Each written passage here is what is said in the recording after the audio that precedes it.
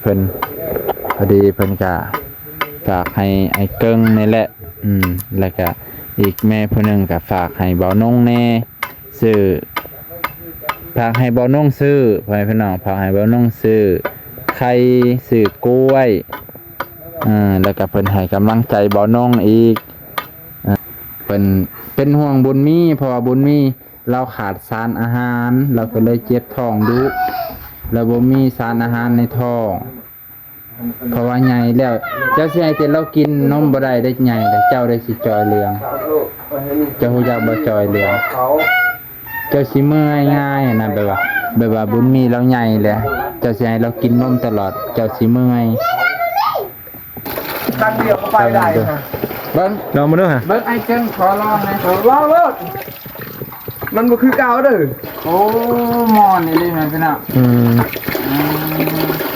แต่มันยกสูงมันสิเอ็นตัวนี้ทำนี่ก็ได้เนาะบ่เอาทำนั้นน่ะสูงๆหน่อยนึงทำนี่เนาะบ่จำ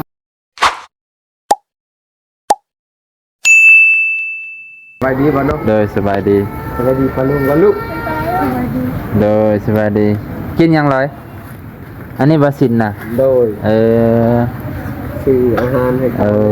ใช่ผลหมากหักไม้โดยดีว่าสิไปหาอยู่เฮือนเดี๋ยวเมื่อกี้สิไปรอเวียกหน่อยนึงพอดีมาพอกันจะไม่นับบุญถึงแม่พี่น้องนี่นะเพิ่นมาซื้อสินให้ลูกแล้วตัวหนึ่งบ่โดยไปเรียนตัวหนึ่งก็ไปซื้อ2ตัวแล้วสัตว์บ่มีเงินเปลี่ยนกันนั่นแหละมีเงิน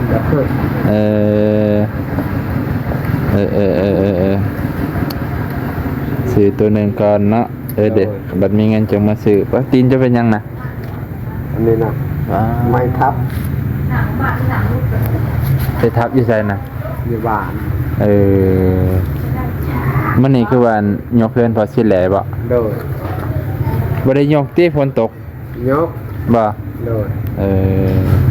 แต่ว่าฝนตกบ่ได้ยกเอาว่าโทรศัพท์นี่ให้ปัจจุบันซื้อให้ไปพี่น้องเดี๋ยวคอยจะไปหาอยู่เฮือนเด้อไปเบียกเดี๋ยวสิเว้าอีกทีนึงให้พี่น้องมีเบียกน้อยนึงเดี๋ยวไปพอกันอยู่เฮือนเบาเกิงไปพี่น้องประมาณจะหน่อยเพิ่นแหละให้เพิ่นมาก่อนเบาน้องทาหานเพิ่นเปิดก่อนบรรยากาศตอนนี้กับฝนตกไปพี่น้องไปใช้กับบ่ได้เด้อนี่ฝนตกอีสิได้อยู่แต่บ้านได้มื้อนี้ก็เนาะฝนตกตั้งแต่เช้าโหแต่คืนนี้เนาะคือสิพายุแบบทั่วประเทศเลยมืดครึ้มฮะเอาไปพี่น้องถ่าบรรยากาศซื้อยังเราว่าคอยจะบอกคอยจะโล้นซื้อยังซื้อยังซื้อยังไปกินเฮ็ดไปพี่น้องเพื่อนสนิทกันกับทักทายสบายดีพ่อแม่ป้าลุงเบิดสุขคนที่เคารพเช่นเก่าเช่นเคยเด้อพ่อแม่พี่น้องลุงป้ายินดีต้อนรับเข้าสู่ช่องเบาน้องและก็ยินดีต้อนรับเข้าสู่ช่องบ้านน้องลอยพอดีพอเพิ่นกาฝากมาบอกเบาน้องเรื่องเห็ดคันโยกเนาะพอจะดูเพิ่นว่าเห็ดคันโยกให้แน่เห็ดคันโยกให้น้องลอยฝากบอกไอ้เกิ้งเบาน้องก็เลยมาบอกเพิ่นให้พี่น้องไปเบิ่งน้ำกันนี่โอ้ทุไปพี่น้องเลยบัดนี้ยาวพอดีสักส่วนเลยสักส่วนพอดีได้พอดีงามเลยพอดีโอ้ยแบบนี้แล้วไอ้เกิงเลยเสื้อนี่กับมันโดนเนาะมันกับแตกธรรมดาดุนได้บ่น้องเต้เจ้าซื้อให้เจ้าว่าเชือกนี่มันกลัวแล้วว่ะมันนี่รีบเอาไปมันนี่ลีมันคักมันแน่เอาอันนั้นใส่เอายังก็จนเอาแควกัดเบิ่งดู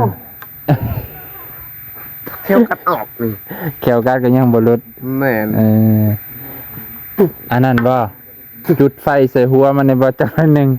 บ่จุดดอกเนาะมัดก็ได้มัดคักๆกันแน่นอยู่ดอกนี่พี่น้องไม้ตัวนี้มันน้อยก็มันพอเพิ่นดำมันน้อยมันบ่แม่นไม้หนาหยังเนาะไม้ เคินแล้ว หม ไม่ อตอนนั้นหันฉุกเฉิน ฉุกเฉินก็เลยมาใส่ชั่วคราว เราพาเฮ็ดแล้วว่าเอ้าเฮ็ดให้ไปไว้น้องร้อยว่ะ ผมมีแนวสูบแนวเฮ็ดได้ว่ะ ตัวนี้มันสิหนาแน่แล้วก็มันเป็นไม้หนาหยังก็บ่ฮู้แต่ว่ามันก็ดีกว่าอันเก่าให้พี่น้องมันมีน้ำหนัก ไม่อันนี้หันบ่ได้หึงได้เบาน้อง รู้สึกก็ค่อยก็ว่าจังซั่นเนาะมันเป็นไม้อิหยังบ่เว้าให้ฟังดูข่อยก็บ่ฮู้คือกัน ไม่อันนี้มันเป็นไม้ทม ไม้ถม ไม่มันเป็นใบจิกไม้ฮะใบจิกกันคือว่าแหละตัวนั้นแหละไม้ที่ทนก มัน ว่า สิทนตัวนี้โดนๆไปมันสิดอกแบบมันดอกเลยเนาะ โดยตัวนี้บ่ได้ดอกตัวนี้ บ่ดอกว่ะ รุ่นไปมันสิฮักปัวเวลามันอยู่นะ มันสิเป็นจังซั่นแหละพี่น้องบ่น้องอธิบายบ่ถูกแต่ว่าไม้ประเภทนี้เคยเห็นอยู่โดนๆไปมันสิหักเลยยามมันถึกก็บ่ฮู้ว่ามันตรงนี้มันอาจจะห่มแน่มันอยู่ในห่ม เวลามันอันนั้นนี่เวลาของเวลาโยก เนาะอย่าหยอกแห้งๆกะเบาๆในแหละเห็นว่ากันได้ แต่เบาๆเลยเฮ็ดจนมันคึกคักเลยนะ จะนำสิออกไปเลยเนาะอ๋อบ่ว่าดอกน้ำมันออกอย่าไปเข้าใจผิดเด้อจะน่าว่าเข้าใจผิดน้ำมันนะบ่แม่นนะน่าว่าเพื่อน้ำเวลามัน น้ำมาดานนั่นแหละ ด้าน ทำไมปลาลุงไล่เรียบร้อยแล้ววันนี้ก็พอเพิ่นก็ดีใจแล้วเห็นไอ้เกิงเฮ็ดให้ก็บ่น้องกับมาบอกเพิ่นเฮ็ดให้นั่นแหละสิมาเฮ็ดให้เพิ่นก็จักได้มุ บ่แม่นเมียเขา บ่แม่นเมียเฮาเนาะ เมียเขา บ่ก็เป็นน้องเป็นนุ่งนี่แหละให้เพิ่นน่ะก็เฮ็ดซอยได้อยู่ดอก ทั้งพ่อเฒ่า ทั้งพ่อเฒ่านี่แหล้ว ทั้งนาบาว จะเฮ็ดให้ได้อยู่ดอกครับแต่ว่ามื้อนี้บ่ได้เพิ่นยกเฮือนแล้วบ่ ยัง เขาตอบ แล้วกันแล้วแต่มันยังสิขึ้นเทิง ยังสิปกติต้องหน้าที่เจ้าเนาะขึ้นเทิงตอกโปะๆเป๊ะๆมื้อนี้ก็เลยว่าสละเวลามาให้สุข่อยในน้อยหนึงเนาะเพราะว่ามื้อนี้เพิ่นก็ยกเพิ่นก็เอิ้นบ่าวนงไปซอยอยู่บ่าวนงก็โอ้จนบ่ได้ไปนำ งานอยู่น้ำบานซ่านมันน้ำเมือง อยู่น้ำบ้านอยู่น้ำเมืองเพิ่นก็ซอยกันนี่แหละเพิ่นปกติก็บ่ขาดดอกบ่าวน้องแต่มื้อนี้ก็ขอโทษขออภัยหลาย ขาดก็ซ้ำว่าบ่ได้ขาดและลูกหลานไปก็ซ้ำว่าเจ้าไปหั่นแหละ ลูกหลานไปก็ซ้ำว่าข่อยไปเนาะใครอยู่สักคนคิดจังซั่นย่านแต่ว่าโอ้ยบ่าวน้องบ่ได้ไปซอย บ่ได้ว่า ผู้ใดไปซอยเพิ่นน่ะ เข้าอันนั้นเด้ ตะฮิบตะบางบ่ เว้าหิดเว้าบ้านอันน่ะพ่ออันน่ะ พอเตียว พ่อเตี้ยว พอดีค่ายลีไปทาห้านอยู่ในเมืองห้านเปิดหับโอนเงินไทยลาวกับบ่เปิดนั่งเกือบ2 ชั่วโมงได้ยินแม่นะว่าเพิ่นบ่ได้เปิดเด้อลูกเพิ่นขึ้นเฮือนใหม่อะโกยเพิ่นก็บ่ได้เขียนแจ้งในห้านนะว่าปิดมื้อนี้ขึ้นเฮือนใหม่ปกติห้านใหญ่ๆไปนี่ก็ต้องเขียนบอกอันนี้ละให้ข่อยทาเด้ไอ้เกิงเอ้ย หาบ่ ค่อยทาบ่ดนตั้งแต่เห็นกันอยู่ในตลาดพุ่นแหละก่อนนั้นนั่นอีก บ่ได้เลย บ่ได้เลย เท่าคู่มือนี้ มาแรงเพิ่นแหละถ้าอาหารเพิ่นเปิดก็สิจังไปหับหับให้เพิ่นพอดีเพิ่นก็ฝากให้ไอ้เกิงนี่แหละแล้วก็อีกแม่ผู้หนึงก็ฝากให้เบานงแน่ซื้อฝากให้เบานงซื้อพ่อแม่พี่น้องฝากให้เบานงซื้อไข่ซื้อกล้วยแล้วก็เพิ่นให้กำลังใจเบานงอีก4-500นี่แหละเพื่อว่าก็ขอมกเข้าใจขอบพระคุณแม่เพิ่นนะจะชื่อได้บ่แม่บ่และแม่ผู้ซื้ออันนี้ให้นะต้นหมักม่วงนี่ มีตามกุ๊กแล้วก็มียัง กับแม่ผู้ซื้อสะแลนดำๆนี่นะยุรดานี่แหละยุรดาแม่นแหละ แม่ยูรดา แม่ยุรดา แม่ยูรดา แล้วก็แม่เกสรแน่เพิ่นก็ แม่กีสอนกับแม่ยูรดา แม่เกสรนี่เพิ่นก็ซอยให้คุณเพ่งซื้อชุดนักเรียนก็ซื้อให้เพิ่นอีกชุดหนึงก็บ่เป็นหยังเนาะ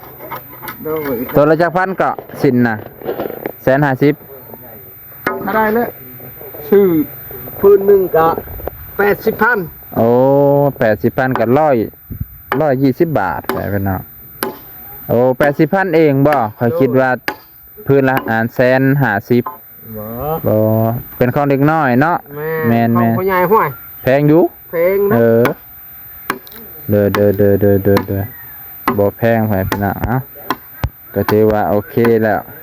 ถ้าเบิ่งติดตามต่อไปไปพี่น้องอันนี้ก็ขอขอบใจขอบพระคุณแม่เพิ่นแต่ว่าตอนนี้ยังบ่ทันมอบให้ดอกเพราะว่าสิมาอีกทีหนึงร้านเพิ่นยังทันเปิดเพราะว่าร้านเพิ่นเจ้าของร้านจัดอิหยังก็ขึ้นเฮือนใหม่เพิ่นเฮ็ดบุญขึ้นเฮือนใหม่เพิ่นก็เลยบ่ได้เปิดบ่น้องก็ไปถ่ายแต่เช้าพู้นไปก่อนฝนตกสมบาดาลแล้วก็เลยแล่นไปในเมืองพอดียังว่าเป็นบุญเป็นคุณเป็นอิหยังบุเป็นย้อนบุญนี่แหละเป็นย้อนบุญของอ้ายหลายคักเด้อล่ะโอ้คักเลยแบบนี้เมียก็มาส้มผัวหั่นนี่ตินั่งกินข้าวอยู่ซอยอีกกำลังใจนั่งกินข้าว ซอยนั่งกินข้าว เฮ้ย เอ้าตัวนี้แหละมันสิเบา มันสิเบาเฮา มันยาวทางหลังน่ะมันสิเบาเจ้าแบบว่าเจ้าคมลงมันจังบ่นักทางหน้า เรื่องน้องสู้ก็เป็น พอเทน ฮะ อันนั้นบ่ จับสืบจับสาย จะเป็นเพื่อน สายบ่ อันน้องนุชน่ะไปทำงานอยู่ไทยนั่น แม่ คนทางนี้บ่ติดต่อให้แม่เพิ่นทางนี้แม่ที่ฮู้จักกันทางนี้บ่ แม่อัน โอ้ แม่ผู้เฮือนนี่แหละ อ๋อแม่ยุรดานี่บ่ แม่ เราก็ เพิ่นโทรมาหาข่อยเพิ่นน่ะเห็นน้องนุชบ้างไหมเพิ่นน่ะว่าเห็นครับแม่เห็น ถามแล้วจะหน่อยก็จะถาม ก็เลยว่าเอ้าอันเพิ่นไปทำงานนำแม่บ่แม่นน่ะโอ้ยเพิ่นอยู่หั่นนั่นโอ้มันยาวโพดอ้าย ยาวพูดบอก อ่า สำนี้เนาะ เด้อพอดีเลยเนาะนี่ตัดนี่ออกแล้วก็อันนี้บางมองนี่เพิ่นว่าโอ้ยอยู่นี่หั่นสุขสบายอีหลีเพิ่นน่ะแม่เลี้ย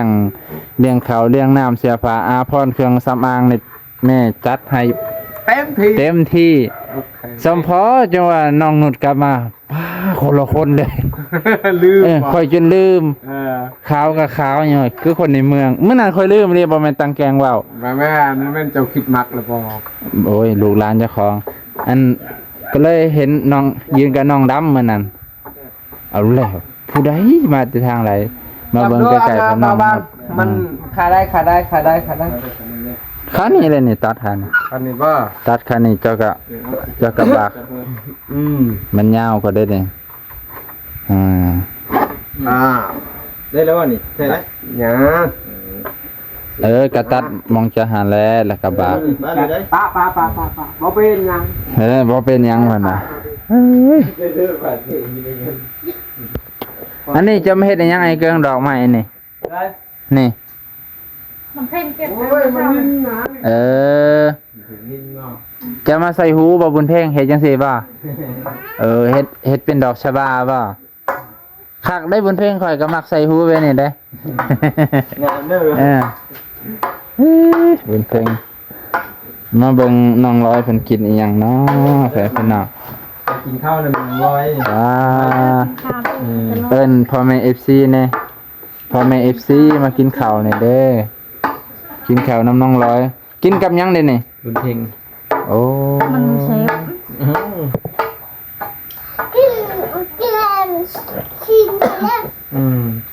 ที่ละเพราะว่าบุญมี โอ้อะไรให้บุญมี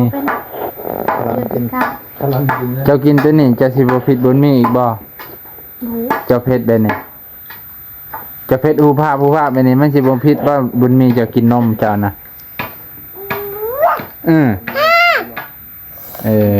ใครพี่น้อง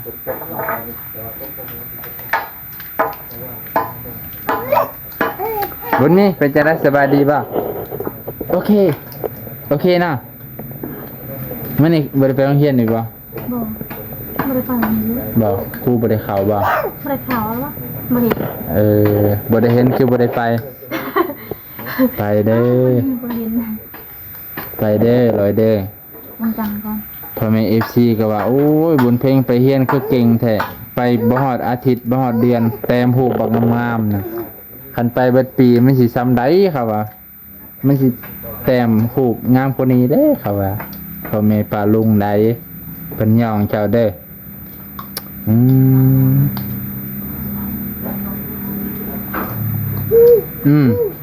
เพิ่นอยากนำแน่โอ้อยากแห้งเนาะเพิ่นน่ะโอ้อยากเด้เฮ็ดจังได๋กินเด้จังสิกินแซ่บน้ำเพิ่นน้องร้อยคันมีไข่นี่จะสิต้มข้าวให้ลูกกินบ่ เอาบ่จริงจังได้นี่บ่จริงจังบ่จริงๆบ่อีหลีบ่บ่ได้ว่าเล่นเจ้าสิต้มให้ลูกกินบ่ ต้ม เจ้าสิเฮ็ดจังได๋กินนะข้อยสิต้องถามขั้นตอนเด้อ อยู่ต้มข้าวใส่หม้อ ต้มข้าวใส่หม้อข้าวสุกหรือข้าวสาร ข้าวสาร แล้วใส่อิหยังแหน่คันมันสิแซ่บนี่ต้องใส่อิหยังเจ้าอะ ไก่ไข่ ใส่ไข่ไก่ ตะโอนเรียบร้อยอีกเรื่อยๆกูตะโอนโอ้ลูกเพื่อนอาจารย์ติดโอ้ย ๆ จนสะเทือนมาเลยไอ้กึ่ง หัวต่ำไปนี่ คนแห่งเนาะ เอากูดีกว่า ต้มเอลีเป็นห่วงบุญมีเพราะว่าบุญมีเราขาดสารอาหารเราก็เลยเจ็บท้องดุแล้วบ่มีสารอาหารในท้องเพราะว่าใหญ่แล้วเจ้าสิให้แต่เรากินนมบ่ได้ได้ใหญ่แต่เจ้าได้สิจอยเหลืองเจ้าฮู้จักบ่จอยเหลืองเจ้าสิเมื่อยง่ายนะแบบว่าบุญมีเราใหญ่แหละเจ้าสิให้เรากินนมตลอดเจ้าสิเมื่อย บอกเขา เจ้าสิเมื่อยไว้เฮ็ดกับตัวเจ้าเหลืองได้เด้นี่เพราะว่าเราใหญ่เลยเด้เขาอยากให้เรากินข้าวได้แล้วกินต้มข้าวใส่ไข่บ่ซอยผักใส่ได้ผักชีที่ปลูกให้เด้ซอยใส่ต้มข้าวแล้วก็ซอยใส่ต้มข้าวได้มั้ยข้าวต้มข้าวต้มข้าวอันเดียวกันนั่นแหละใส่บ่หลายอย่างกระพึกเฮ็ดก้อนแหละโดนไปก็ค่อยต้มจะมื้อนึงน่ะต้มได้ถ้วยนึงได้หั่นแล้วก็เก็บไว้หอดเที่ยงหอดแรงพุ่นแหละพระเจ้าดิตนบนมี ไก่ อย่าให้กินสินักเขาดิตนเจ้าเขายันลูกเจ้าตุ้ยยันลูกเจ้าตายได้บ่แม่นหยังมีแต่เจ็บท้องโดนไปแล้วเป็นกระเพาะได้ลูกอย่างนี้ฮะมาเบิ่งท่านนี้ก่อน เฮ็ดแล้วได้บ่น้องเอ้ย เดี๋ยวล่ะบ่ เฮ็ดแล้วได้ยกสิงาน ใจเย็นๆบุญเพ่งใจเย็น คันยกแบบนี้บ่ผู้สาวจะเอาพาหิด เนาะลงไว้นี่มา โอ้ยมันอ่อนนิดเฮ้ย อ่อนบ่ มันบ่คือเก่าเด้อ เป็นไง มันหวานเด้อดิ ตัวนั้นอยู่พืชบ่ เธอมิไปกันเดียวก็ไปได้ฮะ ๆเบิ่ง ลองมาดูฮะ เบิ่งไอ้เจ้งขอลองหน่อย ลองเลยมันบ่คือเก่าเด้อ โอ้หมอนนี่เลยแม่พี่น้อง แต่มันยกสูงมันสิเอ็นตัวนี้ ตำนี้ก็ได้เนาะ บ่เอาทำนั้นน่ะสูงๆหน่อยนึง ตำนี้เนาะบ่จำก็ได้คักๆๆๆหญ้าตะกี้ซั่นนี่เอาอยู่จังซี่ พืชเนาะ พืชเลย โอ้ก็บ่เวลานั้นตอนฉุกเฉิน เข้าใจ ทุกเนี่ยทุกดิ สุกอีหลีบัดนี้ ได้ฉุกเฉินนี่ เห็นว่าบ่ได้ใส่แห้งได้บัดนี้น้องลอยเอ้ยคัก ชุบข้างเดียวก็ได้ห่าเห็นป่ะเปลี่ยนหันเป็นเจ้าเบิ้งนี่ชุบข้างเดียวนี่ แม่น นี่ เด้อได้แล้วบัดนี้โอ้สุดยอด เอาก็ซื้อกันแต่น้ำมันออกบ่ลายซ้ำเขาอันนั้นแหละ สามารถสูบซื้อเนาะ แม่ แล้วก็เขา แม่เฮาสูบคันเดียวนึงเฮาสูบอันนั้นสูบอันเดียวนึงอันนี้สูบคันเดียวคันเดียวนึง แม่นแล้ว มันต่างกันเอาเลย ต่อโอเคไปพี่น้องจบบริบูรณ์ควรแล้วเพียงเท่านี้เด้อคลิปนี้เดี๋ยวจะไหนจังว่ากันใหม่ไอ้เก่งสิไปเวียกอบ่เจ้า โดย โอ้ไปกับไปฉันบ่เป็นหยัง ตายนะครับ จะไหนไปฮะ น้องงดบ่น่ะ บอมน้องนุ่นอยู่ไหน เออ อันนั้นอันนี้เขา อืม เล่นกลุ่มก่อนเนาะเล่นกับ